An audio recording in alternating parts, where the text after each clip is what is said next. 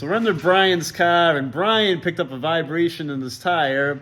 And if you have a vibration in your wheel, it's something to look out for. Brian, what happened to your car? So, about a week ago, I was driving through some thick mud in New Hampshire.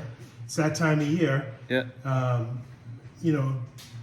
a little vibration, so we put it up on the lift and discovered that it's caked mud. So we were driving up in New Hampshire, and we were going through some pretty deep mud, some dirt roads that had deep trenches. And after the fact, over the past week, I noticed a vibration.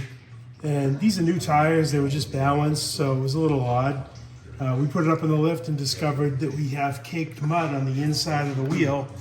And, essentially, there's a lot of mud in there. Oh, yeah, look at that. There's probably, 8 ounces of mud inside of that wheel.